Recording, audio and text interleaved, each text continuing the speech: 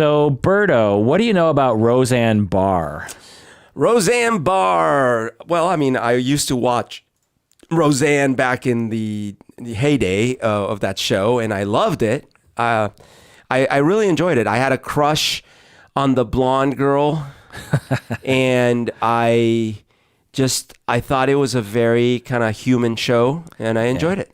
Well, that's what I want to talk about today. I want to talk about the blonde girl in the Roseanne show. No, just joking. I want to talk about Roseanne Barr. I want to analyze her personality. What do you say? I think that sounds fascinating. Let's do it. This is the Psychology in Seattle podcast. I'm your host, Dr. Kirk Honda. I'm a therapist, a professor, and I think my favorite character on Roseanne Barr was the boyfriend of the middle child girl who eventually was on Big Bang Theory. Well, I've already given away who my favorite character was. But my name is Humberto Castañeda, and I develop cable.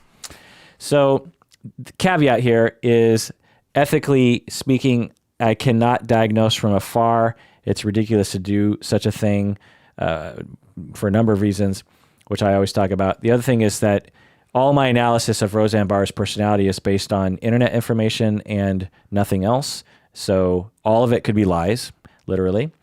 And none of that is a substitute for me working 10 to 20 sessions with a willing client, which is how long it takes me to assess someone's personality. So you're guaranteeing your diagnosis. Right. But having said that, for educational purposes, I think it is sometimes useful to look at someone's online personality and kind of comment on it from a clinical perspective. Yeah. So let's look at her personality. And then after I summarize her personality, I'm going to go into her life and talk about maybe where the personality came from. Yeah. What would you say about her personality? Even before recent events, I had always considered her loudmouth, controversial, and sort of like, I don't give a flying fuck what you think. This is what I think. Yeah. I remember when she sang the national anthem at some baseball game, and it was a complete train wreck, but it was like on purpose, sort of, and she didn't give a shit. It was really weird. So stuff like that. And I mean, and to be fair, even her toned down persona in her show was sort of like the I tell it how it is kind of character, even though it was a much more, vanilla version of it. But yeah, so that was my impression of her. I also knew about her husband. What was his name? Tom Arnold. True Lies, Tom Arnold. I tend to like his sense of humor. And I always felt like, I remember like thinking, wow, how could he... Like, she would walk all over him. It was my thought back in the day. Yeah. So what do you think about... So I have it kind of categorized here. There are some people who would just characterize her, and I've thought this before too, is that, she seems crazy. They'll be like, she's mentally ill. I would have never said that. Oh, okay. But I mean, I could see how recently, based on some of the behavior, that could be brought up. I kind of had that impression, or at least that was the media. I had that impression that the media had that impression, she's off the hook. She's going crazy. And she and others are actually she had that recent tweet, right? Yeah. And she and other people are attributing that tweet to her quote unquote mental illness. Yeah, I heard that. Because the tweet was it's sort of racist, right? Or it was So I think that the usual Roseanne would have just kind of maybe come out and doubled down on it or whatever, but it sounded like she sort of walked it back and blamed it on the drugs that were due to the mental illness. Well, we'll get into all the different excuses she had about that when I go into the chronology of her life, but one of the things that she attributed to was mental, quote unquote, mental illness, which it's like, well, which mental illness, you know, because it doesn't, if you have anxiety, that doesn't make you tweet, funny things. So let's look at what I do think she has. So I don't agree with which is a ridiculous quote unquote diagnosis anyway, of her just being generally mentally ill. But I find that a lot of people will kind of characterize it. Like Tom Arnold even will say, like, you realize that tweet came from a woman who is quote unquote mentally ill. Yeah. And it's just like, well, which mental illness are you talking about? Yeah. So I complete speculation based on the very little that I know on the internet, is that she's on the spectrum of narcissism and histrionic personality. Okay. If you want to learn about narcissistic personality disorder and histrionic personality disorder, you can become a patron of the podcast and get access to my deep dives. Patrons of the podcast are the only ones who can listen to these deep dives. I go, several hours talking about narcissism and histrionic. But let me explain. So people with personality disorders are mistreated as a child, and she has talked about that extensively throughout her life, being abused by both of her parents, mistreated. And that results in her having low self-esteem and a lack of self. I've talked about that in other episodes as well. Lack of self, in a nutshell, is there's a critical period in our development as children when we learn who we are and what we are, how we feel. And when you're mistreated, you miss that to some extent. So it's hard to know how you feel, who you are, what you want. And so when you lack a self, it's hard for you to have any goals in life that are consistent, because you're more reacting to the outside world rather than to an internal sense of mission, if that makes any sense. Doesn't mean you don't have, because I think the term, self is sort of misinterpreted perhaps, because it can sound like, oh, you don't have a personality, or you don't, but it's really, they'll appear, in fact, in Roseanne's case, for example, full of personality and very specific about their choices, it seems like. Right. Some people who lack a self will actually adopt a gregarious self because they don't know what else to do. Right. So once we get into chronology of her life, I'll describe this, but she actually got early accolades in life for being on stage, being the center of attention, and for even being a little gregarious with herself early in life. And so this saved her self-esteem from the abuse. It's like you're abused as a kid, you feel like crap, you feel like you're worthless, you feel like the world is an unsafe place, and then you're given this platform, you're on a stage, literally, and all of a sudden you're getting all these accolades, you're getting safety, you're getting attention, you're getting love, you're getting self-esteem. And when that's the only way, for an average kid, it's like they feel loved, they feel safe, they feel paid attention to. Right. And, they also like to get on stage and get some attention that way. But when the only way you get love and attention and any sense of who you are as a person on the stage, then that solidifies a particular kind of personality, namely narcissism or histrionic. Then you have to interrupt every 5 seconds during a podcast to say something so your voice is heard. So that happened to her. Also, I'm guessing she found that negative attention is better than no attention early in life, because she seems to crave negative attention. That definitely seems to be. Yeah. So let's look at some evidence as to, this claim that I'm making regarding histrionic and narcissism. And by the way, regarding the negative attention, that was the piece that I was talking about when she sang the national anthem, is that most people, if you're like, I can't sing so well, or my voice is terrible, or whatever, like, you're not going to volunteer, or, if someone asks, like, do you want to come sing at this thing? You're not going to say yes, but you might if you actually don't mind the negative attention, or in fact seek any kind of attention. That, and when you suffer from narcissistic personality, and I'm not saying she has the disorder, my conceptualization is the non-DSM conceptual. We tend to be dominated by the DSM. It's just one book out of thousands. Personality, books that discuss personality, they don't talk about disorders. They just talk about spectrums and personalities. And so I'm talking about it in terms of that. When you have histrionic and or narcissistic personality spectrum, you are compelled to go on stage whether it's a good idea or not. Yeah. Like, if someone asks you to go on stage, you don't have a self to reflect on to say, like, well, is this a good idea? You know, you just like, oh, on stage, go. That's where you get love. That's where you get acceptance. Let's do this. Right. So the evidence is that the way she talks. So a lot of people will on the internet diagnose people like, oh, this person clearly has narcissistic personality disorder, or borderline personality, or psychopathic personality. And here's the thing. unless you're a clinician who works with these people day in and day out for decades, you really don't know what the profile is. And when you are an expert in the area, you actually can pick up on things pretty quickly. Like, for example, I can assess someone.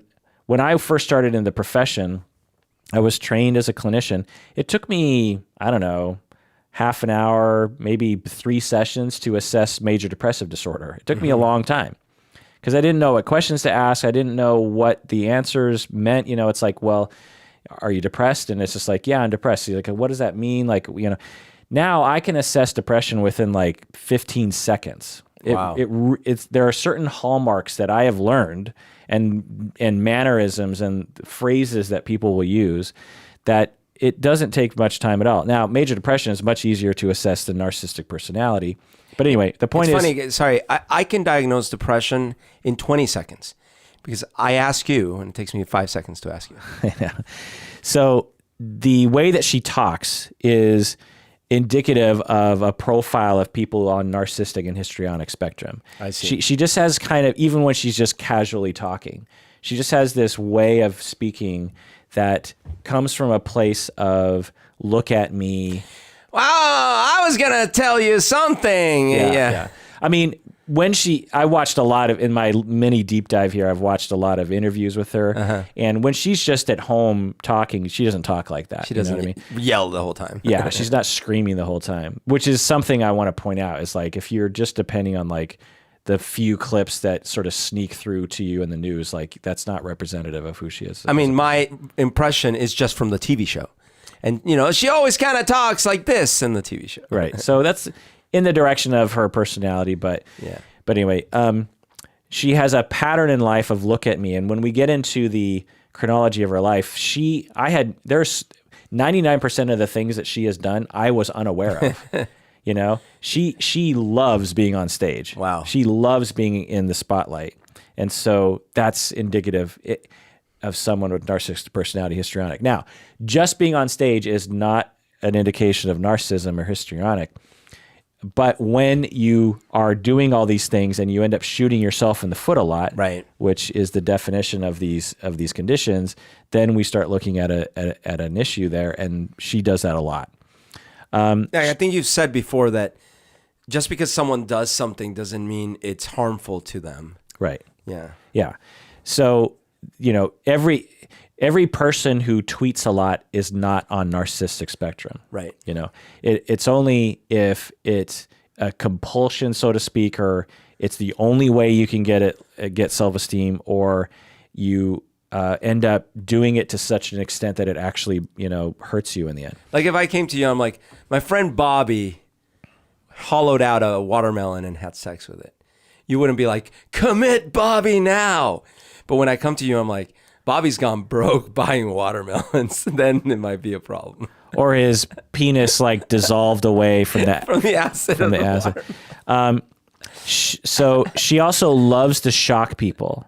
Like even in interviews, she will sort of dip into very shocking statements that is very indicative of people with histrionic personality. So histrionic can be, so people generally know what narcissism is, you know, grandiose self, high, sort of you're masking a lack of self-esteem with this grandiose false self. With histrionic, it's very similar to narcissism, but it's more along the lines of, I need attention all the time. And I might get it through sexual kind of bids. Right. You know, I might, if I'm a woman, I might sort of have my breasts showing a lot or something. Not that everyone that does that is histrionic, but, right. But more importantly, it's like, I have to get people to really know I'm in the room.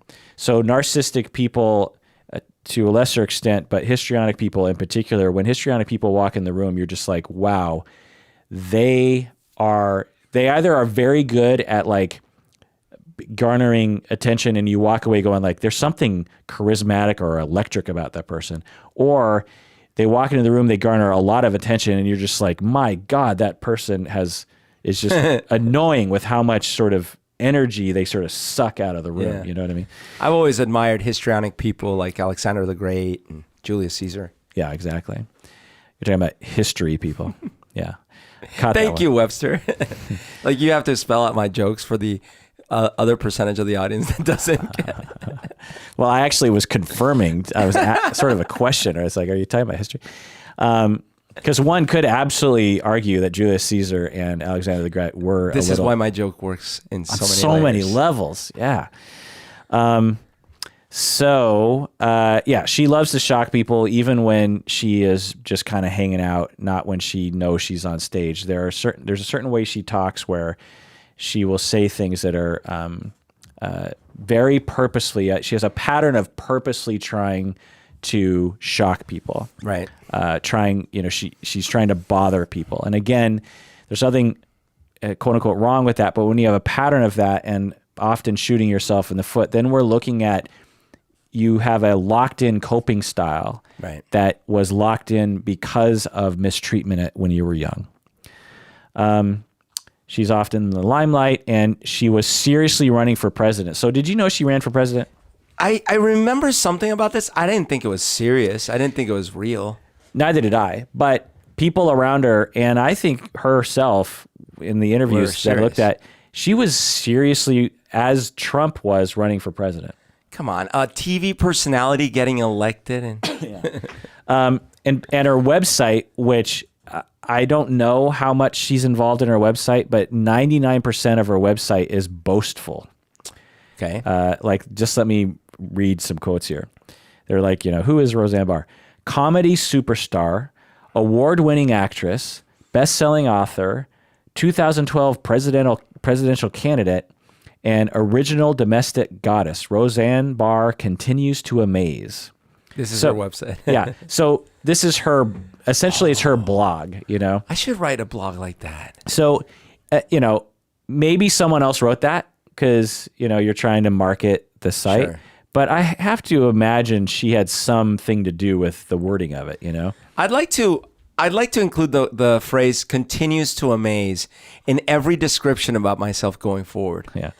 It also says, after 9 years, 224 episodes, 4 Emmy Awards, and countless other accolades, she single-handedly re-landscaped the medium of situational comedy forever. Wow. So, that's it's a big statement. Yeah. I don't think just a random person would word it that way. Do you know what I mean? That sounds like... Especially single-handedly, right? Right. Single-handedly re-landscaped the medium of situational comedy forever. Right. Like her co-stars had nothing to do with it. The writers, the directors, the producers, so I don't know, maybe she had nothing to do with those wording, but she must know about it. Right. And if she read it, because that's like on the front page or something, if you weren't narcissistic or histrionic, you'd be like, that needs to be toned down. Do you know what I mean? Anyway, so looking at my notes here. Oh, also, she loves to claim she has a lot of disorders. Like over the years, she's made a lot of what I would call kind of on the grandiose side of claims. I see. Now, I'm not sure. She might actually have all these conditions, but one of the things that she often talks about is she has multiple personality disorder or dissociative identity disorder. And she might have it. It's a real thing. Some people, quote unquote, debate if it's a real thing. It's a real thing. I've treated people with it. It's not the way it's depicted in, M. Night Shyamalan movies, for example. But it's a thing. And it's real, but she often will be bragging about it, right. On Joe Rogan. I think Joe Rogan asked her, so I heard you have multiple personality, and so you suffer from multiple personality. She's like, I don't suffer from multiple personality. I love the fact I have multiple personalities. Uh-oh. Was she like, I love my personalities? No, she doesn't do that, which would actually lend at least some evidence to it. But people with dissociative identity disorder, they don't usually revel in the fact that they have it. It's usually quite disturbing to them. That seems, it would be very disturbing. And they're usually quite shameful of it, Now, I'm not saying she doesn't have it, but there's a lot of people who, say you're histrionic and you're narcissistic, and you've learned that the only way you can get attention is by alarming people around you. Yeah. And you kind of feel like sometimes you're different people, you know, because sometimes you just fly off the handle, and sometimes you're calm, and sometimes you're happy, and sometimes you want to kill yourself. Right. You could interpret that, and I've seen people do this. They'll be like, oh, I have multiple personalities. But when I really go through, an assessment, which could take a long time, because what's the difference between a part of yourself that gets angry and an actual other alter? Because, there's a kind of a fuzzy line there, and you have to rely on the client's assessment of that, Totally. self-report. So they could, they could report it as, oh, I am a completely different person when I'm in that state. In fact, I have done things while I'm angry that I don't even remember. That kind of sounds like dissociative identity disorder, but it could also just be the way they're framing it, or they're, so I don't know. I haven't assessed her, but the way she talks about her dissociative identity disorder sounds more histrionic than it does dissociative identity disorder. Like the Hulk has dissociative identities. Actually, I've never thought about that before, but that's absolutely true. Another thing that I think she suffers from is what I'm going to call magical thinking. It's not really the same thing, but she had early experiences with Judaism and Mormonism. Did you know she grew up in Salt Lake City? What? Yeah, I'm going to get into the chronology on that. That's incredible. So I'm going to describe that later, but I think she, because of her early experiences, kind of bizarre experiences with religion that were very over the top. Yeah. She developed, I think, a personality that is, and I've seen this before, and it's not in the DSM, and it's rarely talked about. People like this will have a lot of kind of weird conspiratorial or religious type thinking in their adult life. Yeah. And they're really quite rigid about it, and it's sort of impervious to data that people will throw out to them. Do you know any people like this? Yeah, definitely. Right. And did they grow up in a weird religious environment when they were young? Some of the people that I'm thinking of, definitely. Right. Yeah. So, imagine you're 4, 5, 6 years old, and half of your world, or more even, is just dominated by demons and angels that are around. And, your mom might even say, I was possessed yesterday. It gives you a very different sense of the world. Right. And as you grow up, you might reject your parents' religion, but you're sort of still open to very odd points of view that feel right to you because it was sort of injected into your persona, your personality when you were very young. So in high school, when I was in Colombia, I was surrounded by a pretty homogeneous religious set, right? Like everyone pretty much was Catholic. There might have been a couple Jewish people, but mostly everyone was Catholic. But when I moved up here, of course, there was a lot more variety. And specifically in high school, some of my friends were reborn Christians.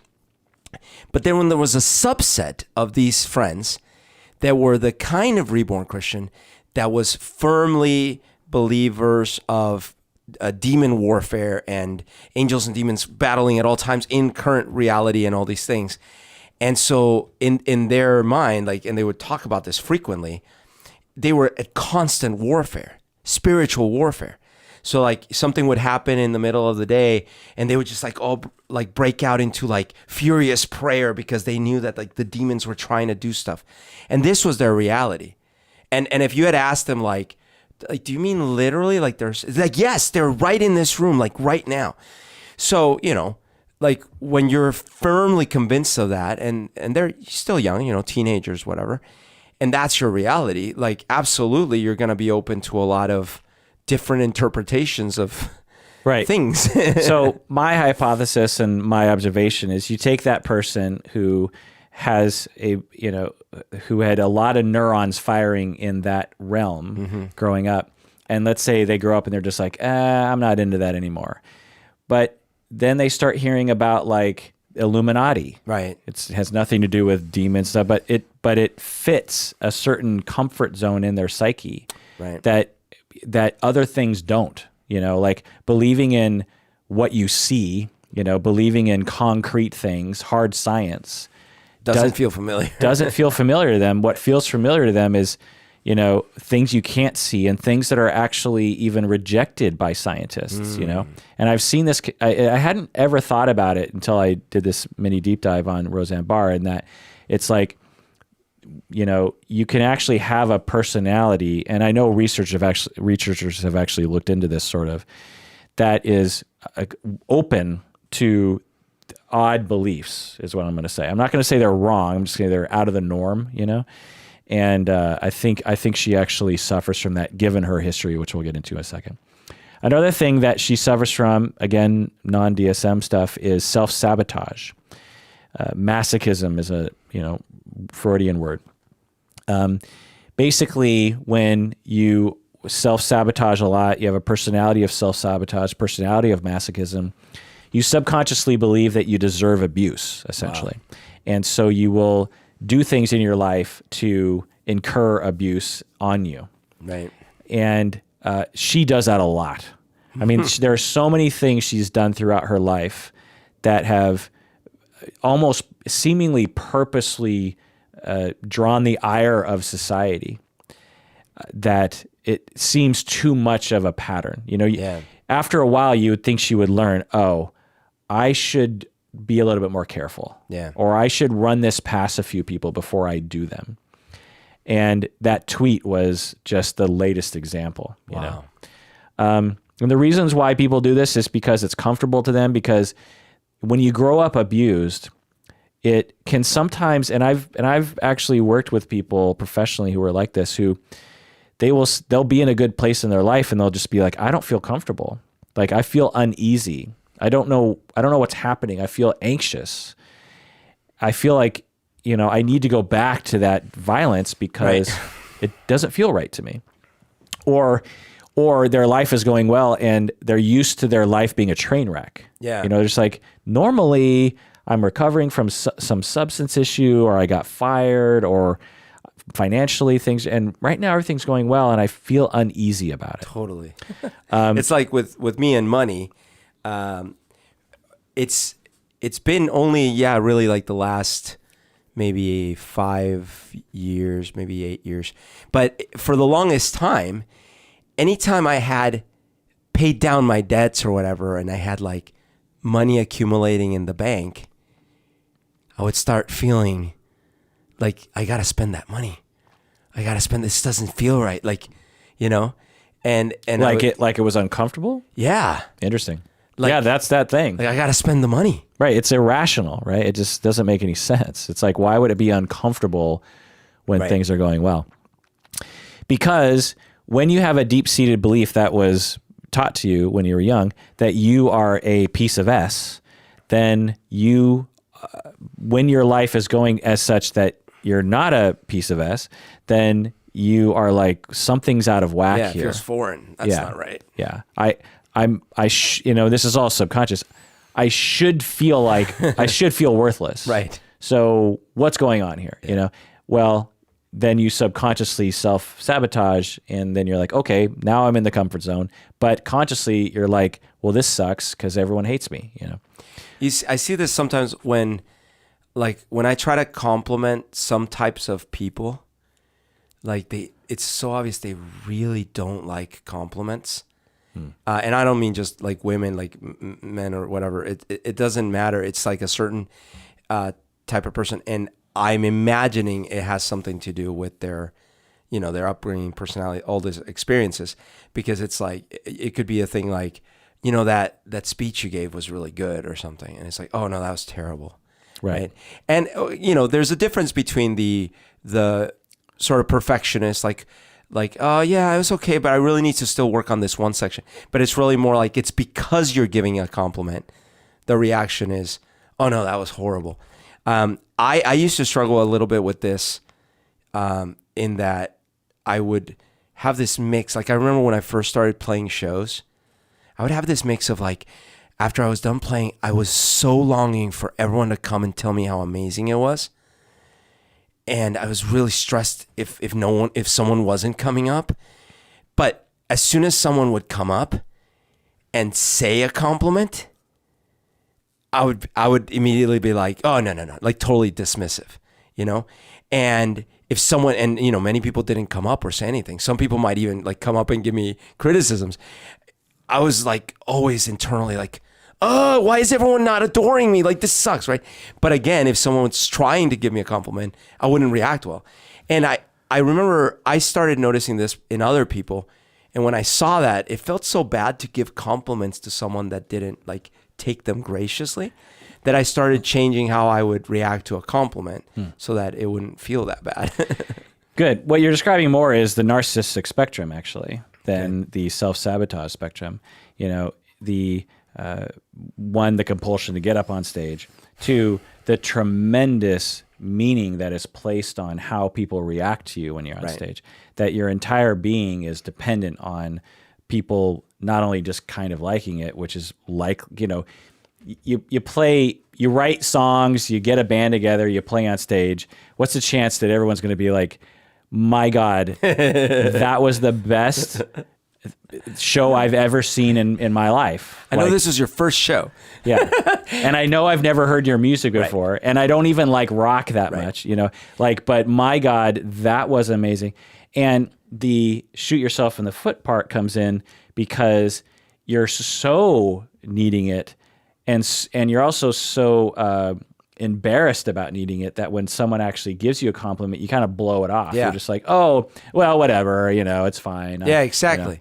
You know? And it's that, and maybe also internally going like, that was terrible. Yeah. So like, if anyone not literally, but subconsciously, like if anyone compliments me, they must be morons because that was terrible. Right. So that's a good description of the destructive side of narcissistic spectrum. You know, people often think, oh, he's so narcissistic. It's just like, well, if he is truly narcissistic personality, then he is truly suffering in the way that you were talking about. Right. So let's take a break, and then when we get back, let's continue talking about Roseanne Barr. What do you say? Let's do it.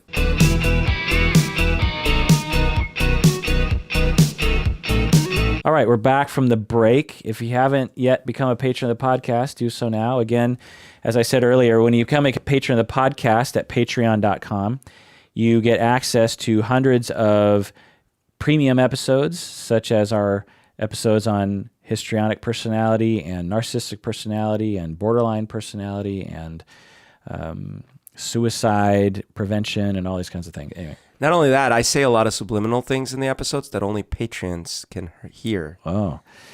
So Roseanne, after doing a mini deep dive on her and watching a lot of interviews, she completely reminds me of someone that I knew very well 20 years ago. Almost like in real life. Yeah, like they're twins. Oh, Do you know what I mean? This was a friend of mine. She was abused, mistreated. She was considered very mentally unstable. She loved to shock people. I think she still does. She would just say the most outrageous things and kind of get away with it a lot. And people just knew her. Some people are actually kind of scared of her in the same way that you could imagine some scared of Roseanne. Yeah. Yeah. You kind of got that sense from Tom Arnold. Like he was a little scared of her. She was deeply troubled, you know, very, you know, she wasn't a happy camper all the time. And I get the impression that Roseanne Barr is like that too. A lack of self, meaning you know, she didn't really know how she felt. She didn't really know what her goals were in life. She didn't really know, you know, who she was as a person outside of being a shocking person. She was a little narcissistic, a little histrionic. She had substance problems. My understanding of Roseanne Barr is, you know, she has a lot of substance problems. Maybe not like full-blown heroin addiction, but like in the Joe Rogan interview, she talks about how she's only down to like, you know, she started smoking after the tweet. Oh, okay. And that's, you know, that's interesting, right? It's right. I mean, I had heard that she was on some medication when she did She was on Ambien, which we'll get into in a bit. But she talks about starting smoking because of the tweet. So that tells you you're sort of oriented towards substances to soothe yourself. And then she talks about how she hates smoking all the time. You know, she hates it. Yeah, she's like, I'm trying to quit. And so so on the Joe Rogan podcast, she's talking about how she's down to 10 cigarettes, but in that episode, I think she smokes 20 cigarettes. I picked the wrong week to quit smoking. Well, but my supposition is that she isn't down to 10 cigarettes, but she wants to be down to 10 cigarettes, I don't know. Again, total speculation. But anyway, she totally reminds me of this friend I knew. The other thing about my friend was that she was diagnosed. She was in and out of hospitals, just like Roseanne Barr. Roseanne Barr has been in and out of hospitals. I didn't know that. Her whole life, yeah, mental hospitals.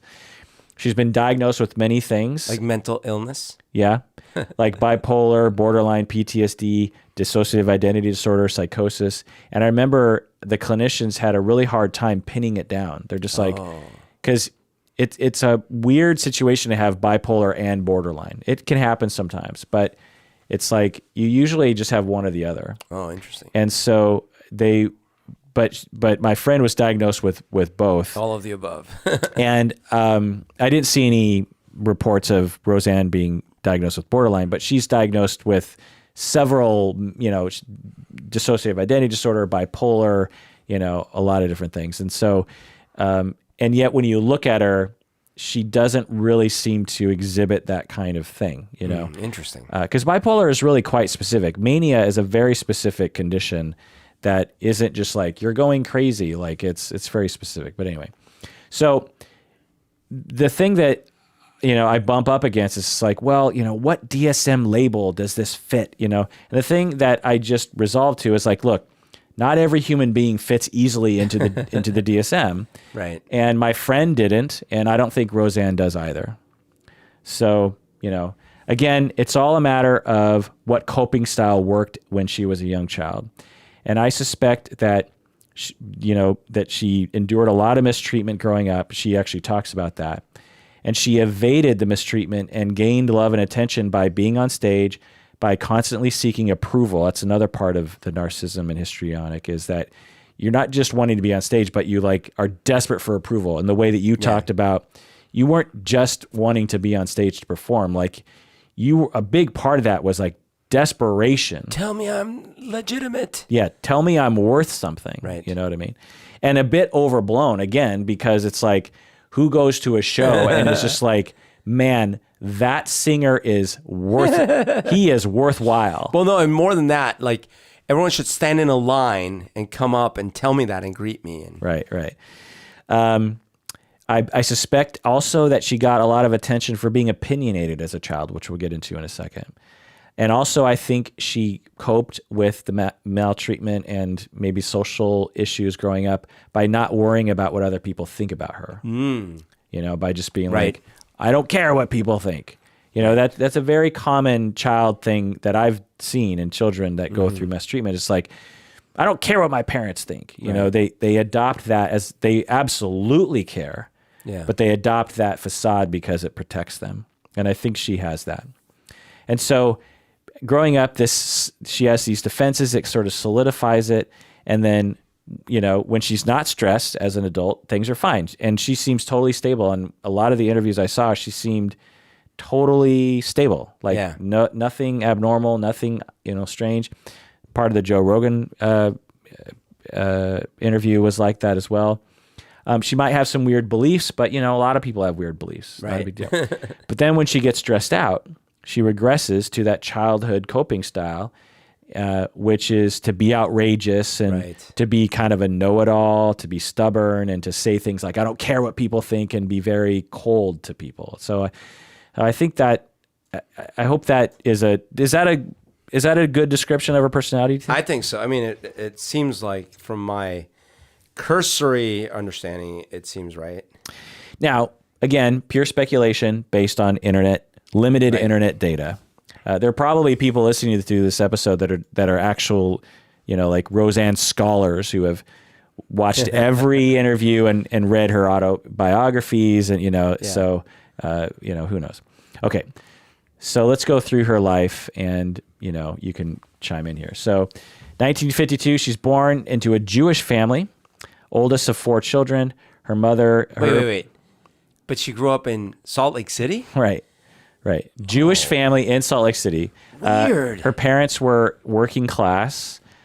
and one of her grandmothers was actually a devout Orthodox Jew. By the way, isn't it terrible that the class is called working class?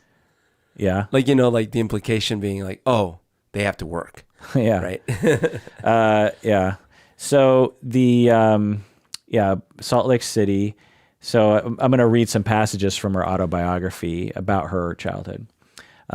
So when they lived in Salt Lake City, it seemed like she was pretty close to her mom, and her mom was really afraid of the Mormons. And so they would hide their Jewishness. Okay.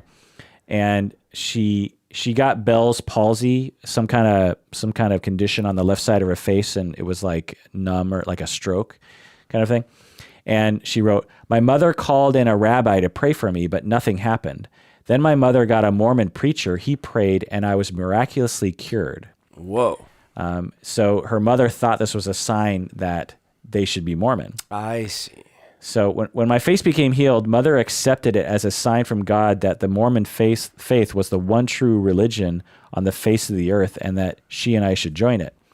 But she was afraid of the wrath of her own mother, who was an Orthodox Jew. And so there was a compromise. Friday, Saturday, Sunday morning, I was a Jew. Sunday afternoon, Tuesday afternoon, and Wednesday afternoon, we were Mormons. What? So after I learned about my people being murdered in every country but America, she's talking about Jewish people being murdered everywhere, I could then learn about my new forebears being persecuted in Illinois, New York, and Utah, because Mormons were persecuted. And this made for me a complete and well-rounded feeling of paranoia. Oh, wow. So she's joking about it, but I think that is abusive. She is, at this point, she's a young child. Yeah. She's like 3, 4, 5 years old. She's internalizing these notions that her people are being, she's writing that she knew that as a young child. Yeah. That she knew that her people were being killed and persecuted, Mormons and Jewish, and from all sides. And sort of being asked to split between two faiths and two realities, you know? She said that her father sexually abused her early when Roseanne was younger, and then more recently she said that he didn't sexually abuse her, he emotionally abused her. So I don't know the story on that, like I don't know how she was convinced for so long that she was being sexually abused by her dad, and then later to say no. I don't really know the story on that. But again, that's some of that hinting of histrionic. So I don't know, a complete speculation, but I've seen this before. You're 30 years old and you feel, upset. You're kind of unstable. You have some emotional issues, mood issues. And you know that your dad was emotionally abusive and distant and not a good person. You have bad memories about him. And then someone comes along and says, like, you might have been sexually abused. Right. And you're like, yeah, that fits right. That fits. Yeah. And you don't really go down the road of really kind of making sure. And you're like, yeah, I kind of remember this and that. And then without thinking about it much, you just start telling everyone he sexually abused you.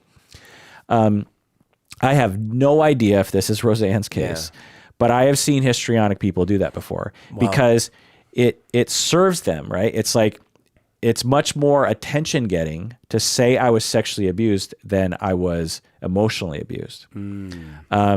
Now, people are actually sexually abused all the time, and it could be Roseanne. I don't know, but it's just one thing to think about. Especially the fact that in more recent interviews, she's saying, no, he never sexually abused. I know I said that before, but he never sexually abused me. It's like, how could that come out? Now, that could be part of our dissociative identity disorder as well, because you can get kind of messed up about details. So it could go either way there. Like, he could have, and now she's like, no. Or Right. Yeah. Right, exactly. So here's where the narcissism and histrionic really become solidified. So age 8, she... and this sounds just so weird to me, that she gave speeches for youth at Mormon churches around Utah. That sounds right, though. Like, in a lot of these hardcore religious communities, they incentivize the kids to get involved. And if they find a kid that speaks well, they leverage the hell out of them. 8? Yeah, there's all these videos on YouTube of little young preachers that, like, imitate, like, the big fiery preachers and stuff like that. And they're so beloved by their communities. Wow. And I remember even one clip of one of those Maury Povich or one of those shows where they had one of those kids on. And, you know, the host was trying to say, like, do you really understand what you're even talking about? Because this kid just like, you know, and the fire and the brims, you know, like this kind of thing. So I think it's a trope. Like you find these communities that, you know, they value a preacher, they have a strong religious community. And then if you find, and they incentivize youth participation. And if you're a charismatic young one and can speak that same truth, then all the adults can go like, whoa, that's great, you know? Yeah, it's interesting. And as you talk about it, I'm reminded of other depictions or other personalities I've seen. And I think part of the reason why it's so compelling to the community that believes in whatever the kid is saying is that it feels more pure. Yeah. You know, if an 8-year-old is saying, you know, the same things, it seems like, well, it feels like it must be coming from God because an 8-year-old couldn't come up with that themselves. Right. Especially an extra eloquent 8-year-old or whatever. Yeah. They must be channeling God, you know? So she started doing that. Yeah. And she gave it, you know, she traveled all around Utah. So imagine that. You're mistreated. You're terrified of persecution to Jews and Mormons. You have low self-esteem. I don't know if she, you know, she might have been overweight during that time. I'm not sure. I also heard that she has some Native American in her blood. And so she had, you know, slanty eyes, so to speak. And anyway, you're mistreated. You have low self-worth. And all of a sudden, the Mormon church is, you know, taking you all over Utah at the age of 8. Yeah. And there are droves of kids going, she is awesome. And you're standing on stage and you're spouting Mormon stuff. You know, you're just like Mormon this, Mormon that, Mormon that. And people love you. And then she got elected to president of the Mormon youth group in Utah. Man. Then she started giving speeches to adults, not just to other kids. And she wrote, I thank God for helping my mother to find the true church. And even though all of my ancestors were murdered recently, I still know that this is the true religion of God on earth. I don't know what she meant. Wow. Like, meaning that the Jews had been murdered in World War II. Yeah. And then she says, I was the darling of the Mormon hour, as everyone was just so very excited by the blessing of a member of the House of Judah not going to have to spend all of eternity in hell. I was so I guess she would say, I'm a Jew who converted to Mormonism. So I don't have to go to hell. Yeah. I was quite pleased about it myself, feeling extremely superior to those other lost people of Jewish, Catholic, Protestant, Buddhism, Islamic, Muslim, socialists, and the Sikh belief systems who were all unfortunately and most certainly doomed. So again, that's a narcissistic thing. I'm standing on stage, I'm the voice of Mormonism, and all those other people are going to hell. They're all doomed. You know, it sets up an interesting mindset that, if solidified, can look kind of weird when you're an adult. You know, one thing I don't think we've ever talked about is, so imagine the pressure. So if a child firmly, fully believes that there's a hell and there's a heaven, right? Such that the hell they believe in is literally the eternal damnation kind of hell, right? Yeah. Okay. Now imagine that child has a close relative, let's say a dad, who is an atheist. Yeah, or doesn't go to church. Right? And so imagine the pressure that child would feel to somehow save that parent. Yeah. That was what I felt about my dad. Yeah. Because in my mind, all the way till, I don't know, my mid-20s or something, I was always like, how do I save him? Maybe if I could just give the right speech. Maybe if I could just, you know, I have to be able to save his soul. But I started as a little kid feeling that way, you know, like, oh my gosh, my dad's going to hell. Right. That puts a lot of stress. You know, let's make a different analogy. Let's say that you live in a war-torn country and your father is a sergeant in the military. Yeah. And every time he walks out the door, you're worried he's going to get killed legitimately by some conflict. That's going to put stress on you. That's going to have a traumatic effect on you. Yeah. That's the same thing. You know, you're taught and as a child, you don't really have the ability to kind of think, well, you know, maybe God has a different plan, or, you know, you're a black and white thinker. You know, this person's going to, for eternity, going to be burning in hell. Yeah. And how much stress that would put on you. Yeah. Yeah. So fast forward to her teenage years. She was hospitalized for the first time age 14. Wow. For 9 months. What? Yeah. Okay, that's serious. Right.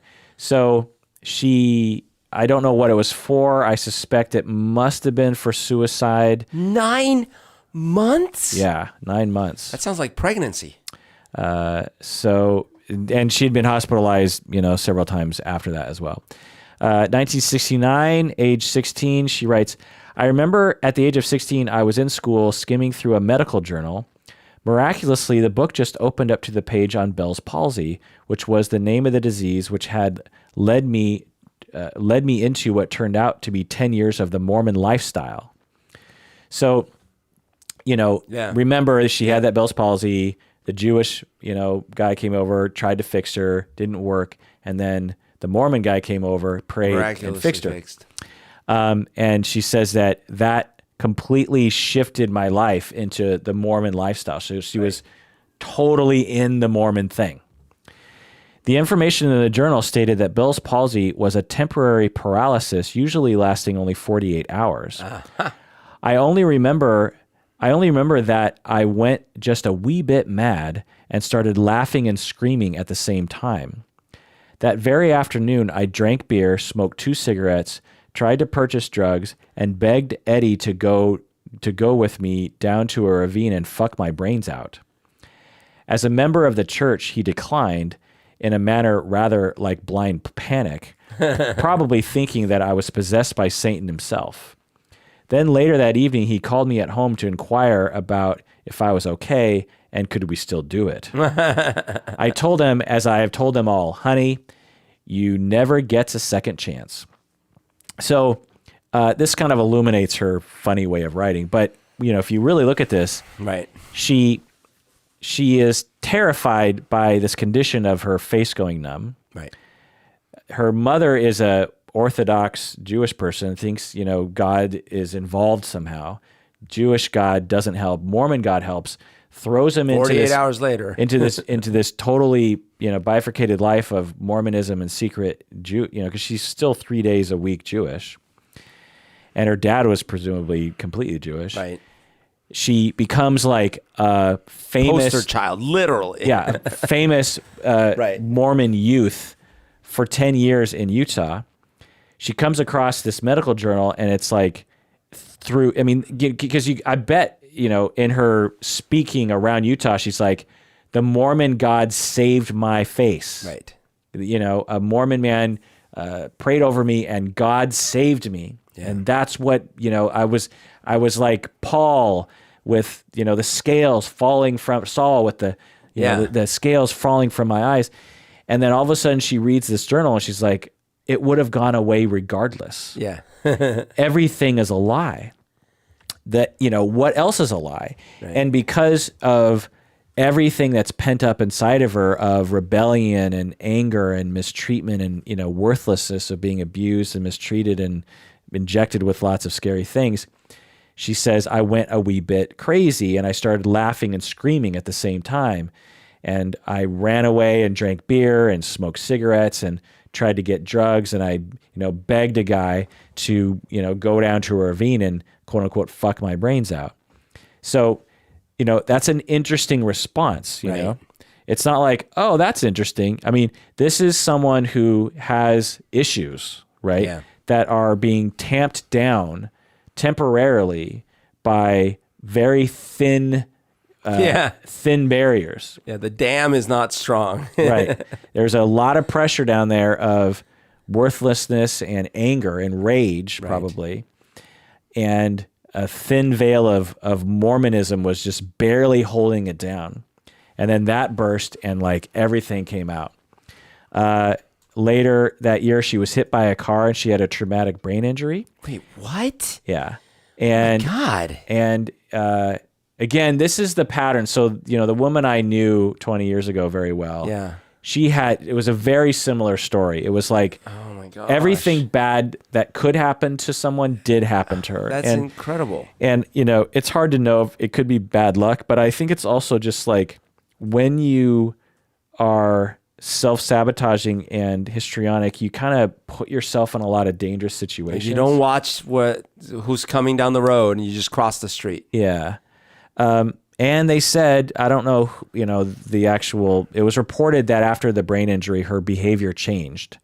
So it's like, is that a factor in her issues? But again, we don't need to look to that as the sole reason. There were already a lot of clues. Yeah.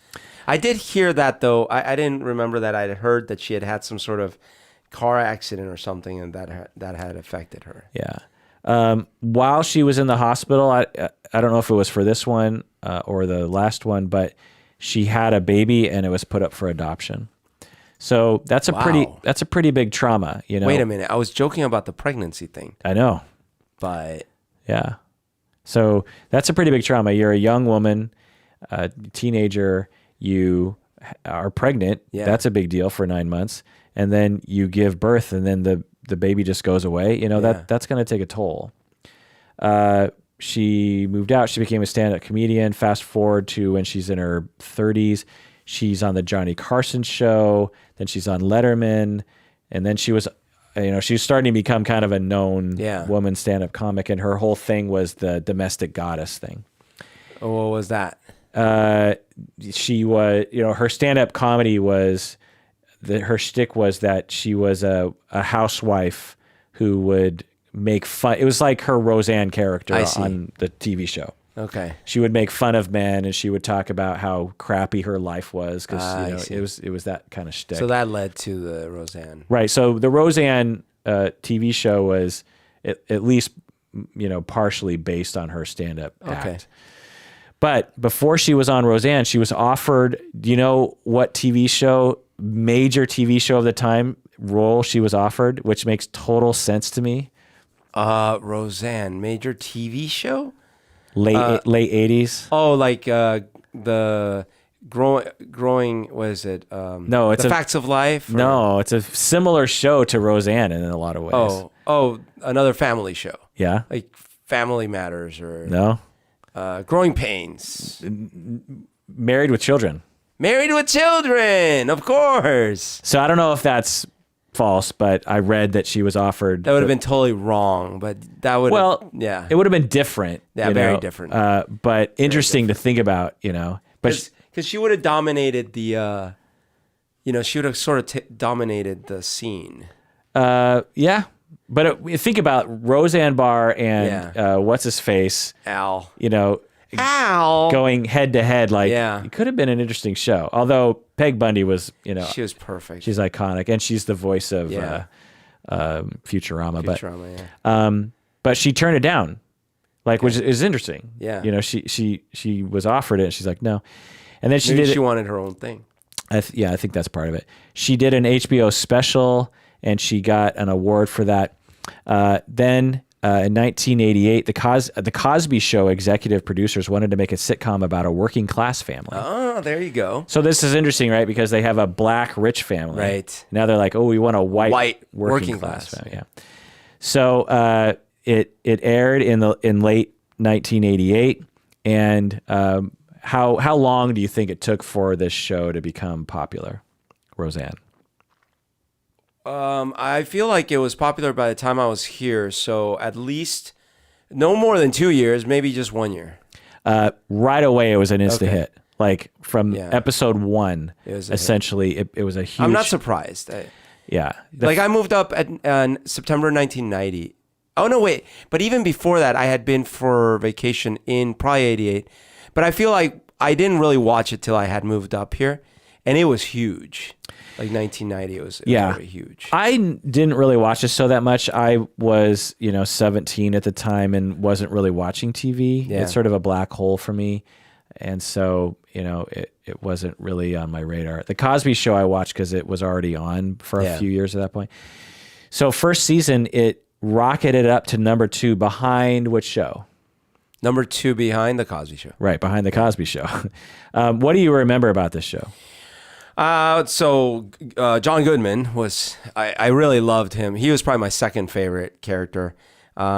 So, it was her, him, their 2 daughters, and her sister. And the son. That was later. No, it was right away. Really? Yeah. Okay. He was a little boy. He wasn't he wasn't involved much. I barely remember him. But I recently watched the first episode, or today I watched the first episode. Oh, okay. Yeah, man, I spaced on that. So, a lot of it was about, the girls having trouble in school or job problems.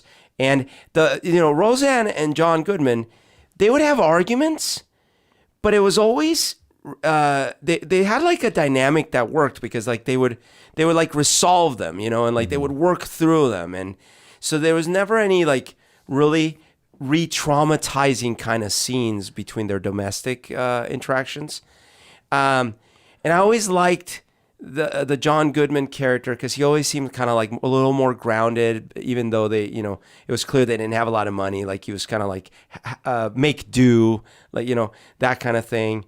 Yeah, it's interesting. He was more of like the straight person. Like, yeah, he was the Marge and she was the and that's Homer. the thing. They didn't treat him as an idiot. Yeah, that actually stood out a little bit because compared to some of the other sitcoms at the time, and certainly The Simpsons and stuff, like the guy was sort of like the idiot character. John Goodman wasn't portrayed that way at all. Yeah, and I like your description of their romance or their relationship.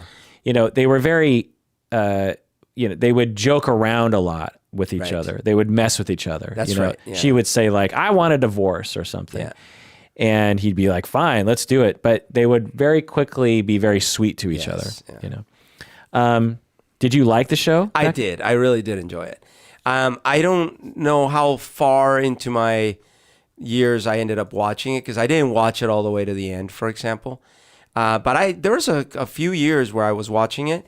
I enjoyed the show. I felt it, like I said, very human, very real world kind of things. I really had, like I said, a little crush on the blonde girl. And I don't know, I could relate to it, Yeah, it was, for you younger listeners who might not have been around then, it was a very different show for the time. Yeah. Since then, there have been many shows like it. But at the time, it was, there had been shows like it before, which we'll get into, but I just want to go over the shows that were the sitcom was the popular form of the time. Like, this is where Friends emerged out of, and Seinfeld, and you got a long string of these kind of shows, Happy Days. And so what other sitcoms were on the air on 1988? And all of these were gigantic shows. Yeah. Every one of these. Right. So again, we said Cosby Show. So I don't remember the years, but here, there was Webster, there was Different Strokes. Yeah. There was Growing Pains. Yeah. There was the one with Urkel. Maybe that was a little after 88. A little after, I think. Yeah. Man, what else was there? Silver Spoons, which I never watched that one, but I like that one. And then the one I like, I don't care what you say anymore. Oh, Bosom Buddies. That was off the air by then. Oh, okay. That had a short run actually. Okay. With Tom Hanks. What about The Facts of Life? Facts of Life. Okay. I loved The Facts of Life when I was a kid. I learned about the facts of life from watching The Facts of Life. Alf, right. Family Ties. Yeah. Golden Girls. Oh, I didn't mention Family Ties because I didn't know if it was still on. Yeah. So Family Ties was one of my favorite shows. Yeah. Family Ties, they were probably in the years when they had the cute little kid. Like I was no longer watching by that point. Who's the Boss? The Jeffersons. Who's the Boss? That was another favorite show of mine. Mork and Mindy. Yeah. Well, was that one still on? That wasn't still on. I think so. Maybe not. WKRP. I don't know if that was still on, but I think I'm just naming 80s. Yeah. So now some people will say, and I think Roseanne Barr will say on her website that, this was mind blowing because it was the very first working class family sitcom, which is not true. what other working class sitcoms came before her show? Well, I mean, it's just so Family Ties doesn't count. They weren't rich. They were rich. Rich? I mean, not rich, but they were at least middle class. So that's not working class? No. Oh my gosh. Working class is like construction. You know, he was a construction worker who wasn't always getting jobs. And so sometimes he didn't. And like in the first episode, he, you know, in the morning, Roseanne's like, "What are you doing today?" And he's like, "Well, I got this guy. He might have a job for me with construction." She goes to work at like a factory. I see. So working class means sometimes working class because you can't get a job. No, it means I know, I'm kidding. Low paying job. Yeah. She comes home and he's drinking beer. And she's like, "What are you doing?" Yeah, and he's like, "Oh, well, you know, I looked for a job." He's like, "What, in a 6-pack?" You know. Yeah. So, you know, that was, you know, but other I see what you're class. saying. I guess I have it distorted. You know what it is? I know what it is. The working class in this country definitely seemed like the middle class in Colombia. Right. All right. So I don't know then. Because everything I can think of, like Different Strokes, he's like rich. Well, I'm talking about like before. So we're talking early 80s, 70s, even going back. The Flintstones. Yeah, exactly. That's one. Okay. Flintstones is they were Honeymooners. Honeymooners, absolutely. That was the very first. Okay. Archie Bunker. All in the Family. All in the Family. The spinoff, Jeffersons. Jeffersons. Well, actually, Jeffersons, they weren't working class. They were moving on up to the top. I don't know. That great apartment in the sky. They were, you know, he had a good job. Oh, I didn't know that. Yeah. Well, so wait, was that the spinoff of Archie Bunker? It might have been. It might have been. Okay. Oh, no, Sanford and Son. Well, what about that one? Yep, that's working class. Obviously, there was a junkyard. Right. Yeah. But class wasn't that much a part of that show, if I remember right. Yeah. So you're getting a lot. Laverne and Shirley. Good. Laverne and Shirley. Rest in peace, Penny Marshall. Okay. Chico and the Man. Good Times. Good Times. Alice. She worked at a diner. Taxi. Okay. Fat Albert. And Married with Children. So those are all working class shows. But there was something about Roseanne that was particularly highlighting of the working class nature. Sure. It was a frequent theme, and it was almost like a political statement on the show. Well, and I would say you cannot ignore the fact that in a lot of those other shows, the actors and actresses looked like people on TV, whereas in Roseanne, they looked a little more normal and like you looked around the country and you're like, oh yeah, that looks like my neighbors and stuff like that. Yes, exactly. Yeah. And other working class sitcoms have come after, like what? The Simpsons. Did I already say The Simpsons? Yeah. Family Guy. I mean, he works at a beer company and gets fired many times over. Does she work though? No. Okay. No. They don't seem working class to me, but okay. Yeah, whatever. Working class sitcoms. I don't know. King of the Hill? Sure, yes. King of the Hill. Yeah. King of Queens? I never saw that. Bob's Burgers? Everybody Loves Raymond. No? I don't think so. Probably not. Superstore, which I love. So Superstore is about, it's like a Target, department store, and it's called Cloud9. Okay. And it's all about the workers. Oh, okay. And there are, episodes where, their lack of money is an issue. It's an issue. Like this is like, I can't afford that. And Atlanta is also working class. So what's the cultural importance of Roseanne and its legacy? What do you think, Berto? I mean, I do think that even at the time, there was this sense like, okay, this show's not as polished and as TV as other shows, and that's relatable. I remember that.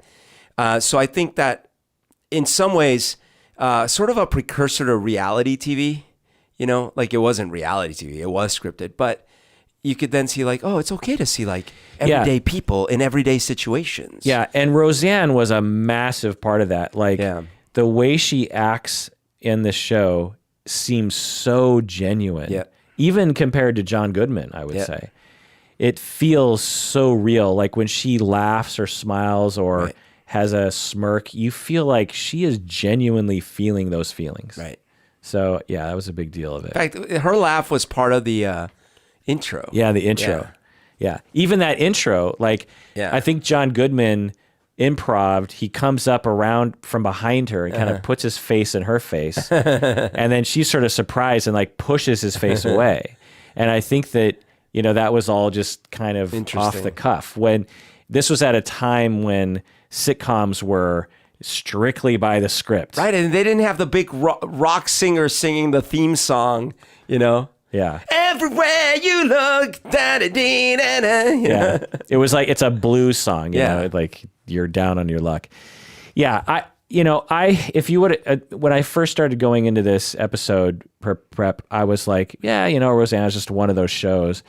But I think that's a product of the fact that I was in that age zone when I wasn't really watching TV and wasn't really paying attention to stuff. But when I actually look into it, I think it had a pretty big cultural importance.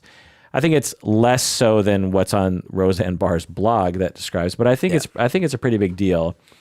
And because other shows about working class families, you know, they had existed before, but I don't think any of them had really made, you know, messy working class families feel heroic. Yeah.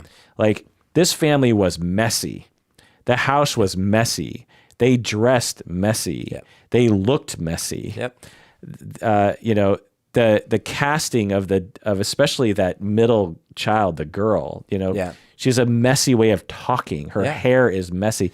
That's what I'm saying. These people didn't look like normal TV stars. Right. And they looked like they were plucked out of regular life, you know, in some ways. And it still made it heroic. It felt, I mean, heroic is kind of a funny word, but it felt like these are good people. They have integrity. They have honor. And also it sort of attacked a lot of political issues, you know, like how hard it is to find work. Yeah. How hard it is to be a parent and work. Because, you know, both the parents worked and they're, you know, in the first episode, she's called into school and the teacher is like, you know, your kid is slipping grades a little bit. Are you spending quality time with him? You know, and there's a beat and Roseanne's like, so we both, I don't know, she says some joke, but we both work and we have a lot of kids. So where's the room for that? Right. You know, and the teachers, you know, she's sort of cast as this privileged, right. She probably doesn't even have kids kind of a thing. And so, you know, it went after a lot of things like that. The episodes went into how small things can totally ruin you financially. Yeah. Like in the first episode, the oldest girl, the girl you had a crush on, her school bag had something wrong with it. And the parents have a conversation about like, well, what are we going to do about this? Right. You know, middle class people, they just buy another bag. Yeah, I remember that. I remember that actual episode. By the way, I think she reminded me of Elizabeth Shue. Interesting. Oh, the sister. That's fine. I encourage you to look at pictures of her again and tell me that again because she looks kind of goofy in my eyes. I'm sure she does, but at the time, yeah. The characters are proud but humble on the show. It seems they're assertive, you know, but loving with each other. Yeah. It's kind of revolutionary to have, you know, plus size main characters, you know, I mean, they weren't just kind of plus size. No, they were big. Yeah, they were Disneyland McDonald's.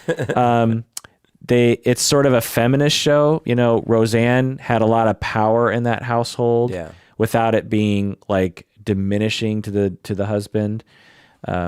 It was focused on her, you know, and that's part of what I was saying earlier, which is, that is incredible because they managed to have such a strong female presence and not turn the guy into the blubbering fool. Right. And it came at a time, which I do remember very vividly, that the 80s excesses were coming to an end, you know, that it was sort of like a awakening for America of like, okay, we've tricked ourselves into believing that we're all rich and famous. Yeah. And like, you know, Patrick Bateman, and really most of us are like this. And there was sort of a decline in the economy and stuff. And so it sort of coincided with that kind of thing. During the first season, she fought with the producer. She wanted more control, and she boycotted shows. And there were episodes where she was actually just written out of the show because she wouldn't show. She's like, I'm not coming this week. You know what I mean? What? Yeah. And she got into a fight with ABC, and ABC actually gave in and actually fired the producer. She wanted the producer gone. She hated the producer. It was basically a fight over control over the show. And the producer's like, this is my show, and I hired you to be on my show. And she's like, the show's called Roseanne. Yeah, and she was claiming that the show was completely based on her stand-up routine. Right. She's like, you stole all my stuff. Yeah. So this is me, and ABC actually gave in. So this is another kind of this could have ruined her career. Like the producer could have just thrown up his hands and be like, well, let's just close the whole thing down. This isn't working.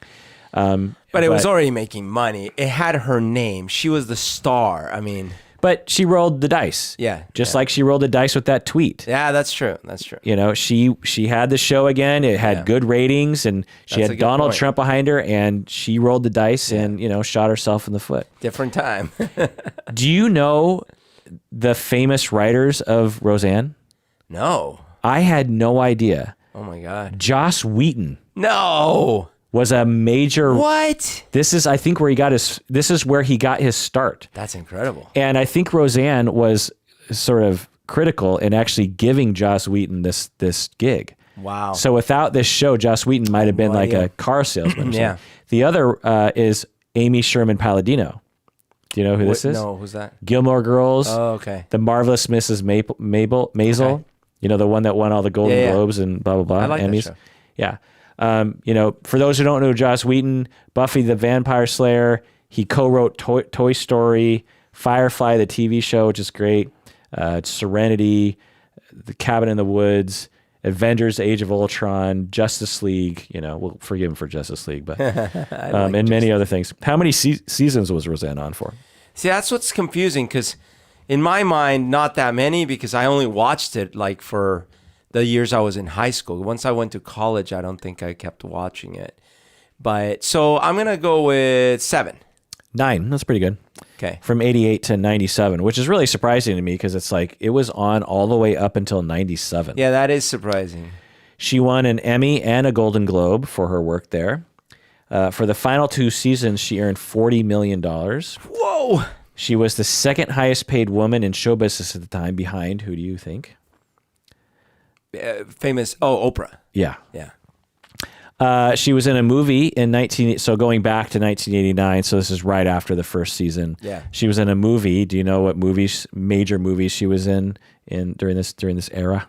Man, I know I watched it. I'm sure. I don't remember, though. She-Devil with Meryl Streep. Oh, yeah. Roger Ebert gave her a positive review, saying, Barr could have made an easy, predictable, and dumb comedy at any point in the last couple of years. Instead, she took her chances with an ambitious project, a real movie. And it pays off in that Barr demonstrates that there is a core of reality inside her TV persona, a core of identifiable human feelings like jealousy and pride, and they provide a sound foundation for her comic acting. Yeah, that was good. She published a book at this time, an autobiography, and then she was in Look Who's Talking 2. So there were 2 kids. It was Bruce Willis and Roseanne Barr. And John Travolta and Kirstie Alley were the parents. Oh my gosh. I'm sure I watched both. Yeah. I definitely watched the first one. I bet you I watched the second one. 1990, this is when she sang the Star Spangled Banner, in which you talked about before. That was 1990? Yeah. Oh, I thought it was later. Right. She started to sing and people started booing. And then at the end, she kind of grabbed her crotch and she spat on the ground. I mean, from the very beginning, she was like, oh, say, can't you? Like, it was super abrasive and awful. Yeah. There's a huge backlash. Like, everyone hated her. Yeah. Everyone. President Bush, the first HW, called it disgraceful. Right. I mean, that's pretty, for George, Bush Sr. to comment on pop culture, is a pretty big deal. Later, her husband, Tom Arnold, said that the crotch grab and the spitting on the ground was to imitate baseball players? Well, yeah. I assume so. Oh, you did? Yeah. Okay. I did all the time. I thought she was saying "fuck you." Yeah. Yeah. No, I thought she was doing a baseball spit. Oh. But so later in an interview, she said that she was singing as loudly as possible. So here's where we get into the pattern of self-destruction that she involves in. So she makes a mistake, and instead of just apologizing, she makes excuses. And this is where that personality problem comes into play. So I'm sure after this, she had publicists or producers or someone coming forward to her and saying, you got to apologize for this. Like, just say, I'm sorry, or, like, go, fall on your sword, something. But she doesn't, she's like, look, I was singing as loudly as possible to hear myself over the public address system. So, just by accident, my singing sounded screechy. I'm totally going to defend her on this, though, because, like, first of all, who hired her to do the fucking, like, it's ridiculous. Was she known as a singer? Did anyone think that her voice was going to be some beautiful angelic thing? Well, okay, but which in a later interview, she did say that. She said that, the Padres hired her and suggested that she bring humor to the song, which I find to just be a horrific idea. It's a terrible idea. But I knew someone put her up to it. But she said that in a later interview, so it's like, why didn't she say that right away? Why didn't she be like, look, that's what they hired me to do, so I'm sorry. She might have been not trying to throw them under I don't know. I doubt it. Like, her first excuse was it accidentally sounded screechy. Okay. Now, fast forward to 2012, she gives another interview, and I watched this one. She's like, look, the night before I was practicing it and I wanted to sing it well. And, I practiced it all night long, and, I'm not a great singer, but I thought I was doing okay. And then when I got the microphone and I started singing, I realized that I was singing too high, and I realized it wasn't going well. So I said to myself, what the hell? I'm a comic. I'm just going to make it funny. And, I went totally relate. I went from a beloved person to a despised and hated person overnight. No, listen, I am so on her corner on this. I can totally relate, number one, to performing, stuff started going south, and you try to do the best you can with it. Number two, she's not a singer. Just don't ask her to do this then. Number three, people are way too precious about freaking national anthems. So you know what? I'm on her corner on this. But why grab your crotch and spit? Because baseball players, pitchers particularly, are stereotypically doing that. Yeah, I'm sort of in the middle on this. So originally I was just like, I don't think I cared back then in 1990, but upon watching it, I'm like, yeah, I could see why sensitive 1990 America would be a little sensitive about this. But then when I actually watched it and I heard her explanation, I was like, yeah, that is kind of weird. It's like, why would you hire her? Right. She has a terrible voice. Like you've heard her talk.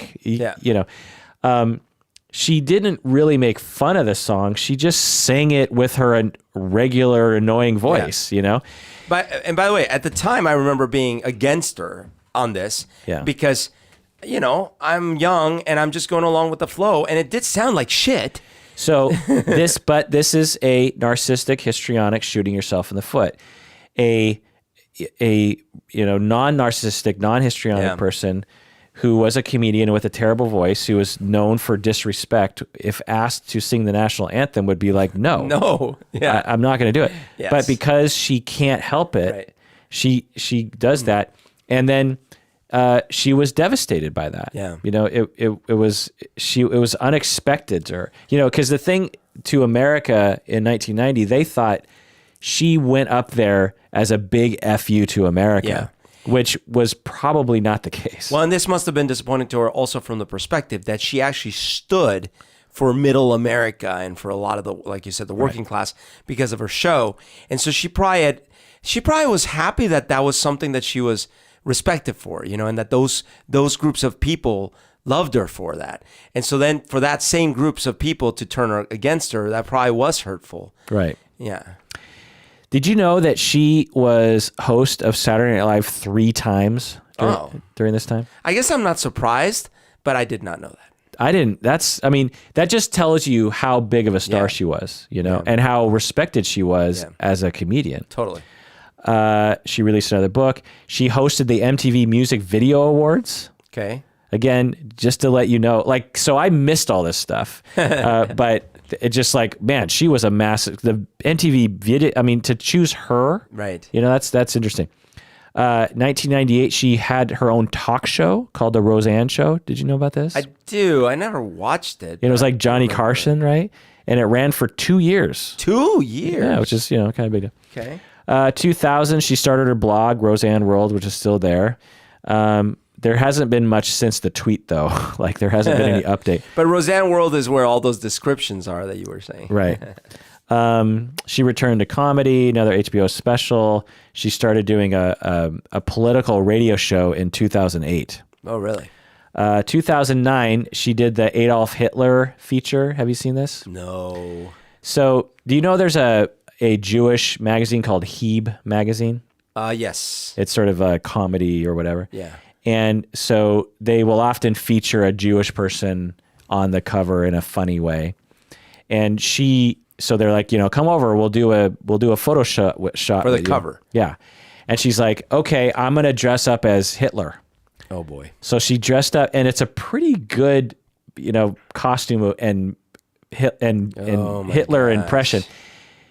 And she is in the kitchen, and she has a swastika on her arm, and she's pulling out a rack of cookies, and they're a bunch of burnt gingerbread man. Oh my God.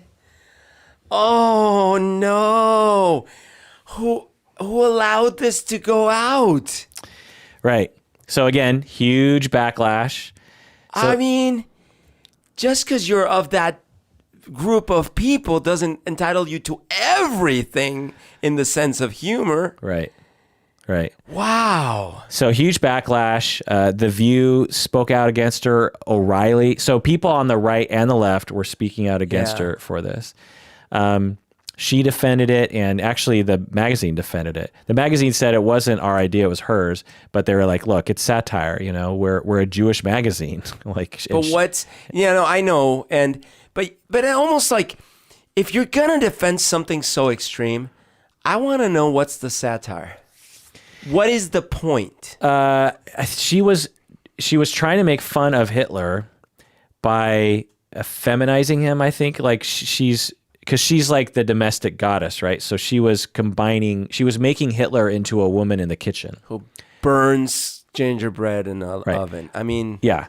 Now, what I will say to this is that it's clear why the public was bothered, particularly if a lot of people didn't know she was Jewish, and particularly if a lot of people didn't know the magazine was a Jewish magazine.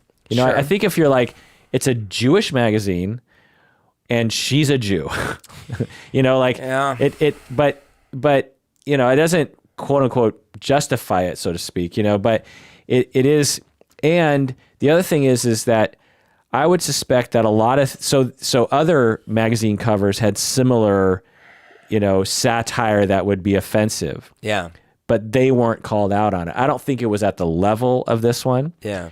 But it's not like this just comes out of nowhere. It's like they had made a string of offensive Jewish, covers up. I see. So, I still think it was a gaffe, what I mean? But well, if nothing else, it's like, well, just know that by doing this, you are continuing your streak of unlikableness with several demographics. Right, exactly. Well, and of, again, shooting yourself in the foot. Yeah. Another person would have said, Yeah. Maybe just the Hitler. Like if she just did the Hitler thing, I think that would have been fine. But pulling out burnt things out of the oven. Yeah.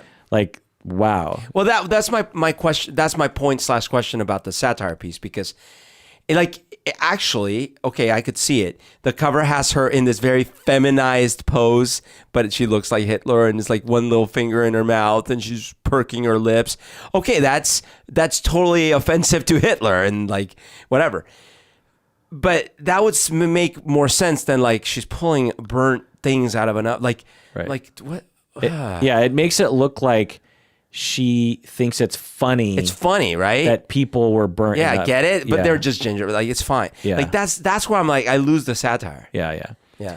I mean, it'd be like for me as a Japanese person on the cover of a Japanese American magazine, with me dropping a bomb on top of something, and there's a bunch of gingerbread man burning. It's just like, yes, I get what you're getting at, but man, that is that's not cool. You could do the same thing with like Native American, genocides and things like that. Like, or a black person, with lynching themes or something. Right. It's like, okay, even though you're of that race, that doesn't mean it's not, still bothersome. Again, later in the interview, she doesn't apologize. She, this is that personality where it's like early in life, she learned, look, I do not accept other people's opinions. Right. My parents are both crazy, abusive people, and I wall up. When in doubt, I put a wall up, and I don't let people in. That's how I've survived. Steel or concrete? Yeah. So yeah, she talks about how she just did that. She started a reality TV show called Roseanne's Nuts, in which her boyfriend and her son, they ran a macadamia nut farm in Hawaii. What? I never heard of this. Which was quickly canceled. Okay. Then she ran for president in 2012 against Obama and Mitt Romney. Now again, I do sort of remember, but I did think it was sort of not serious. People thought she was joking, but when I looked into this, she's clearly serious about it. Wow. Especially when you look at, she's had a political radio show for 4 years at this point. Wow. And when you hear her talk today, she is a political person. She's highly political. At the time, she was super left-leaning. Like she was a liberal. Yeah. What out of all the candidates, what order was she on the national presidential? Oh, she got voted for? A lot of people voted for her. How many candidates total? I don't know. That's like 20 or something. I'm not sure. She was number 15. She was 6. Whoa. So Obama, 51%, Mitt Romney, 47%, Gary Johnson, Libertarian, he always ekes out a little bit. He got 1%. Jill Stein, she often gets, she was green, 0.4. Virgil Good, Constitution Party, 0.1. Roseanne Barr for the Peace and Freedom Party, 0.05, which is something like, 70,000 votes or something. So 70,000 people in the United States voted for her for president. Wow. And I think they were actually kind of serious. I don't think it was a joke thing. She supported the Occupy Wall Street people. Then she had another huge problem where around this time, you remember George Zimmerman shot Trayvon Martin? Yeah, wasn't she supporting him or something? Or defending him or something? She was on Trayvon Martin's side. Oh, okay. This is when she was a liberal. Okay. And what the hell happened then? Right. In a very short amount of time, just 2 or 3 years, she completely went right wing.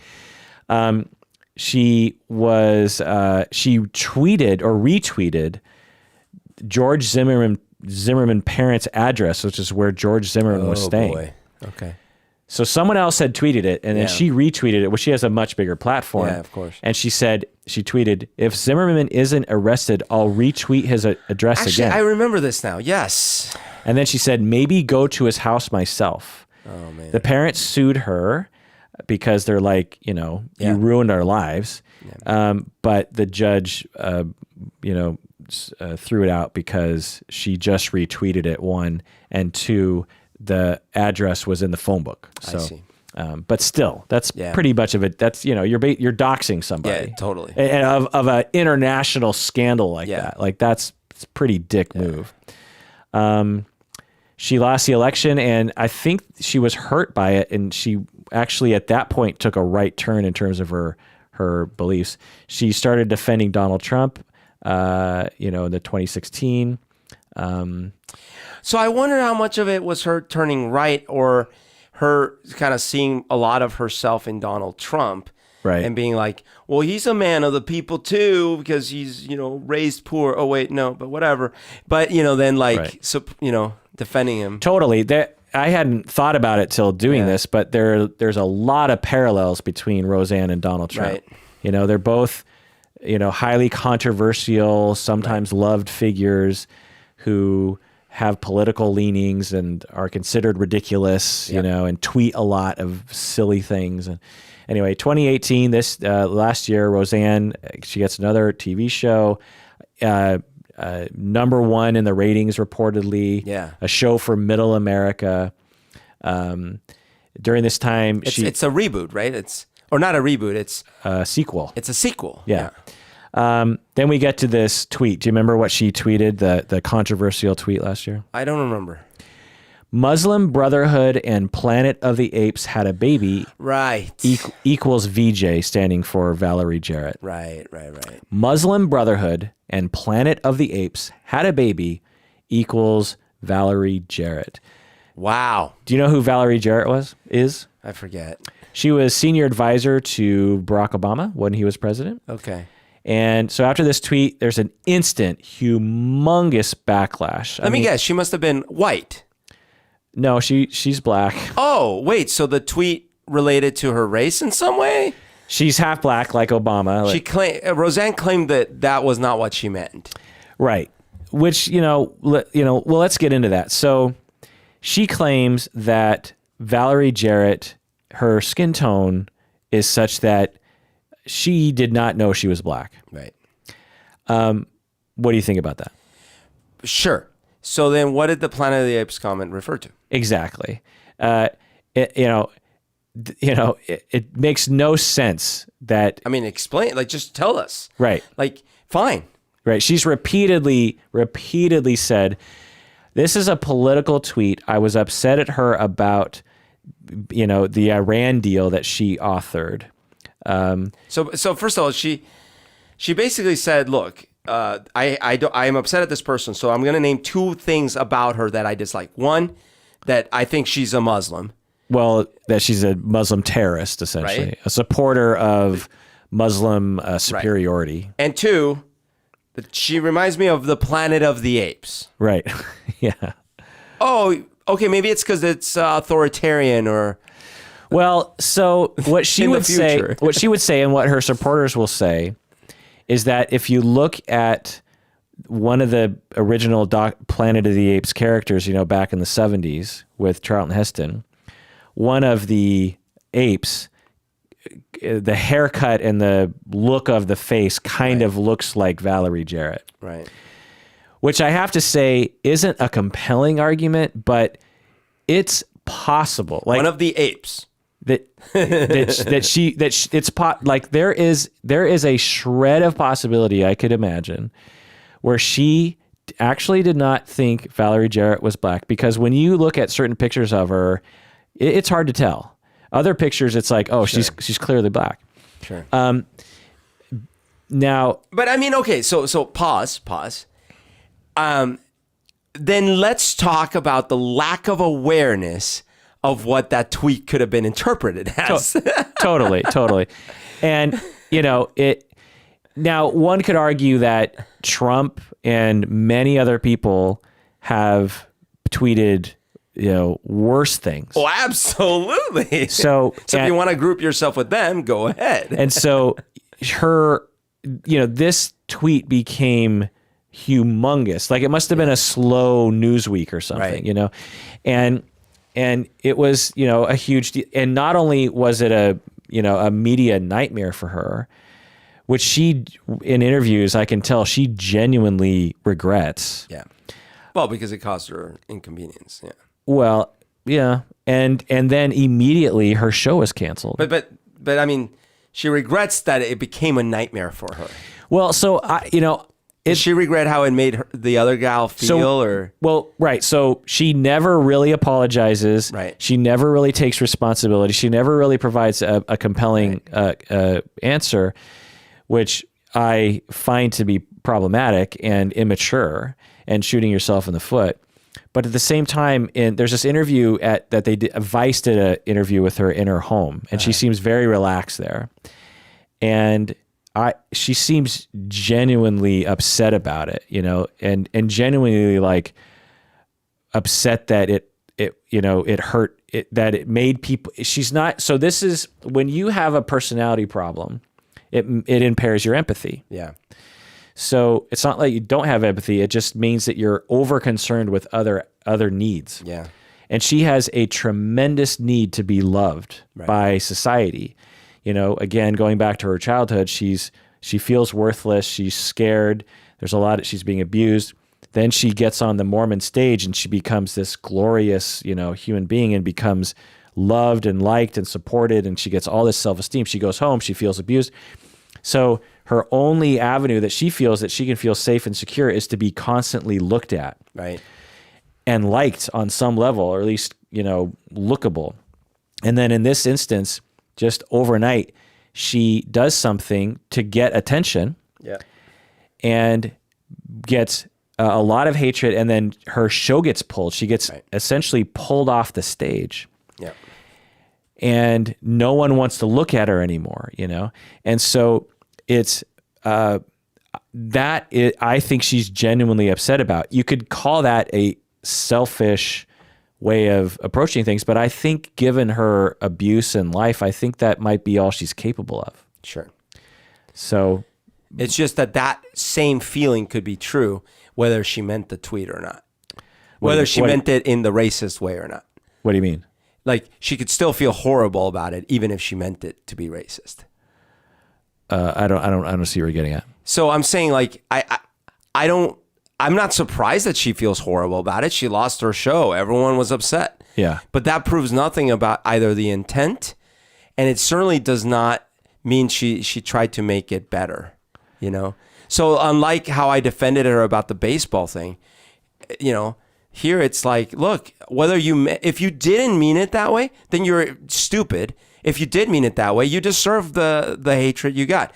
Now, I do think in general we have a problem with consequences. We've talked about this in other episodes, like in the one about 8th grade, actually, that I feel that now we're in a societal point where consequences are sort of unmeasured. So people do something and all of a sudden the internet rages, and then the consequences can be either dire or none at all, sort of randomly for people. Right, because there are other people like Mel Gibson or Alec Baldwin or Michael Richards. So Michael Richards, his career basically, it's fine. It took an abrupt end. But isn't he back? Like, he's okay now, right? I mean, he's okay, but he was on Seinfeld, and then he was doing stand-up. No, I know it. Right, it did really hurt him when that happened. So he was like Roseanne in that he was very much, from my perspective, negatively impacted. Yeah.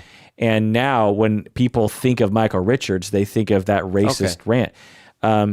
Whereas Alec Baldwin it has been completely off the hook. He has said. He's said some horrific things to people and to his own daughter. Mel Gibson is sort of in the middle. Like he's done some horrible things and been punished, but he's also still able to make sense. I mean, so my point with that is that I do fear that the internet judge, jury, executioner method seems like a bad idea in general.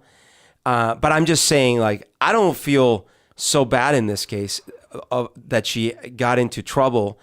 I don't know if it was right to cancel her show because there's so many people involved in his show that it's like, wow, someone tweets something and then everyone has to pay the consequence. That seems ridiculous. Well, the parent company of ABC is Disney. Yeah. And the president is African American. Yeah. So. Yeah, no, I get it, and Disney is a company that runs away from scandal. The president of ABC is African American. But in general, big companies run away from scandal fairly easily, which is understandable.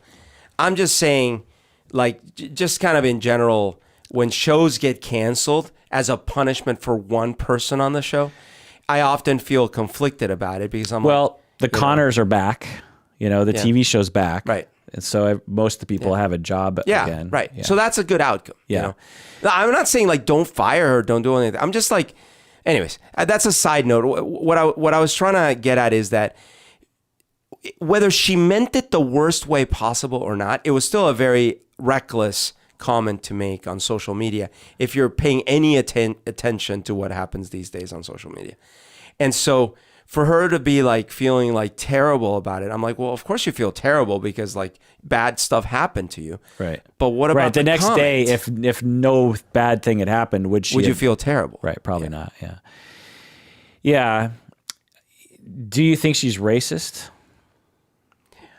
I don't know. I think since where she grew up in this country, I'd be surprised if there wasn't some of that built into her, because like, I mean, you know, she grew up in a mostly white community in a church the Mormon church that is historically was extremely racist. Yeah. And I mean, I think they literally believed that Native Americans were like a doomed race or something. Yeah, and black people, dark skinned people were the descendants of, I guess, Cain or whatever. Like it was just like the bad side of the fence. Right. And only until like the 70s they started changing that or something. But whatever the case may be, I wouldn't be surprised if just like from where she grew up, she has some latent, you know, feelings there.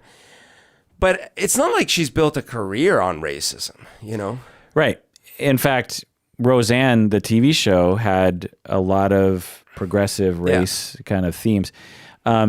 So I've reviewed as much as I can, like every interview and every statement she's made since the tweet. And what I can tell you, I'll just summarize it, is that she said several different things that don't align with each other. She said many excuses. You know, I didn't think she was black, and I was on Ambien. And by the way, so a little bit about Ambien is, you know, she said I was on Ambien, and then some people are like, oh, well, maybe that's why. And then Ambien actually tweeted or something saying that a side effect of Ambien isn't being a racist or something. I remember that. Yes. And then it's like, oh, okay, yeah, that makes sense. You know, lots of people take Ambien.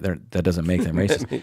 But I will tell you that I know clinically and personally from observing people, because I know someone who took Ambien a lot, and it absolutely screws you up, particularly women, because I don't know what her dosage was, but they primarily test pharmaceuticals on men. Yeah. And just because they don't want to treat women, because what if they're pregnant or something? So they tend to, and so it turns out, and for a lot of pharmaceuticals, it doesn't really matter because the dosage is the same. But Ambien, for whatever reason, is that you only need half the dosage for women. Oh, interesting. And so a lot of dosages were being prescribed to women that were twice the amount they needed. Right. Plus, even the regular dose of Ambien, it is a highly psychoactive substance. Yep. It's not like melatonin where you get, or like when you take Sudaf or whatever, NyQuil, and you get a little drowsy. Right.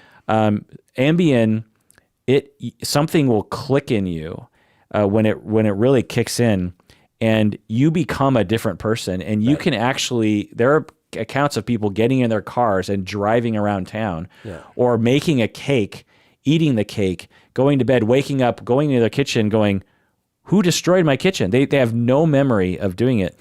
Yeah. So, you know, could Ambien have affected her? She also said she drank a couple beers before going to bed. Yeah. So what happens in all those cases is the very next morning, in the moment of sobriety, the person goes, oh my God, I got to delete this and start apologizing up, left, and right because I'm aware that it's a terrible tweet because I only did it because I was crazed on Ambien or whatever. You don't double down and say... Exactly. You know... What? I didn't mean anything. You know, so that's what I'm saying. It's like when you have a personality issue, so, you know, when you're a child and you're being accused of things and blah, blah, blah, you learn to just reflexively deflect. Yeah. And because that's what keeps you safe.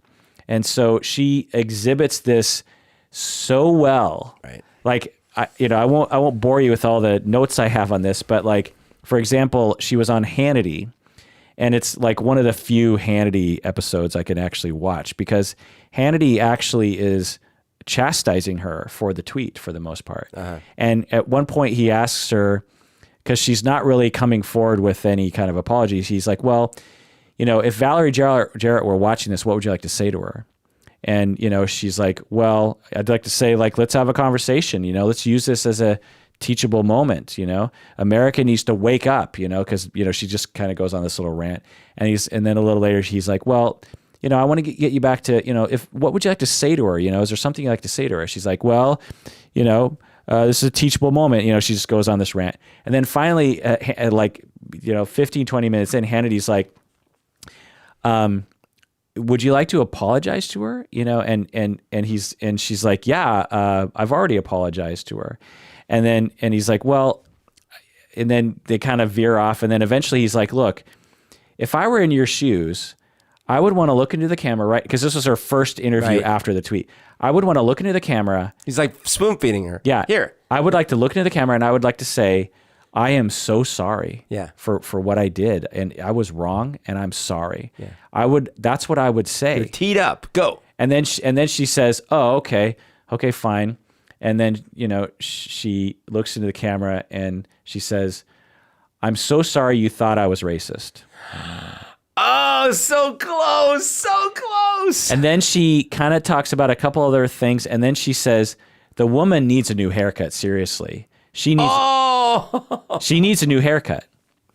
Wow. Which, so again, this exhibits a personality problem. Right. This is a person who shoots themselves in the foot. Yeah, absolutely. It would be so, even if you didn't believe it, there is a proper response. You're on Hannity, Absolutely. Who is probably the last person I would think to be on the side of Valerie Jarrett. Right. And he's like, even I would say, I am so sorry. Right. And, tease it up for her. She's like, and she looked kind of pissed off. She's looking at the camera. She's like, I'm so sorry you thought I was racist, and it's just like, wow. Again, it's that neurological barrier to protecting the self against intrusion and of narcissism of me. Yeah. And, that's a good example of that. So there's a lot of other things we go into, but kind of ran out of time. So what's the final word about Roseanne Barr and her psychology? I have some fond memories of the show, and I respect that she was, I am not to the degree it says on her website, but I do respect that she was an innovation, and she pushed some boundaries. And I used to really enjoy it. I also, like I said, I don't think she deserves so much hatred about the national anthem thing. But overall, I feel bad because whether she is this much on Ambien or that much on Ambien, it sounds like she has had a rough time mentally here and there, and so I kind of wish that she found more of a balance and she didn't have to shoot herself in the foot so much. Yeah, I wish she had, and I don't know if she does, I wish she had a clinician or a couple clinicians who could kind of help her stabilize herself, and, that she could go to them and be like, I'm kind of getting worked up about this Valerie Jarrett thing. Okay, well, let's talk about it before you have to express yourself in a self-destructive way. Right. Like what are some things you could do that would be, more in line with your overall goals? What do you want to get out of this? Do you want to tweet random things, or do you want to maybe make a change in the world? There's a way. Let's think about this. I wish that she could have that, because I think that would have helped her. After watching, I'm glad that, so a lot of people asked me to do this, and I'm glad that I did, because once again, I have much more sympathy for her and compassion for her situation. I see her really as a tragic character. I don't necessarily disagree with, the backlash and the consequences she's incurred, but I do feel bad for her. And I think that she deserves something. Like, if she wants to be on stage, I feel like she deserves something. What I wish, though, was that she wasn't so attracted to oddball conspiracy ideas, you know? Like, she's on Joe Rogan, and, she had sort of come full circle on this, and this is just recent.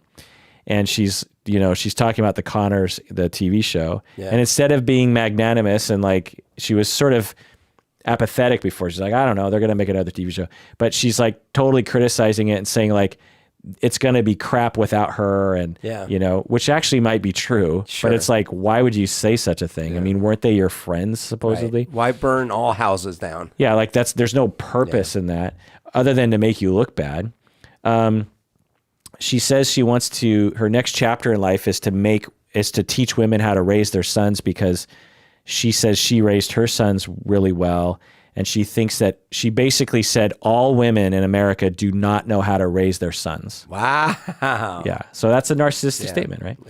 Yeah. And Joe Rogan is just showering her. I don't know. I don't listen to a lot of Joe Rogan. Is he frequently very, supportive of his guests? Because there's sometimes when I'm like, he Joe challenges guests a lot, but he also, says positive things about him. But the portion I listened to, it was just all showering her, and she says, about the tweet, she says, I never said she looked like anything, and it's proof that everyone is under mass mind control. Oh boy. Still not apologetic. She talks about, social justice warriors, they always have to have a target, and I'm not going to bow down to them. So she's working this tweet, Planet of the Apes, into a complete farce from social justice warriors because they're ridiculous. Yep. Even though Hannity and all the right were against her as well. Right. It's just like, so it's that kind of self-destruction that I just wish she didn't have. Because I don't think moving forward, there are good things for her, given her attitudes. Right.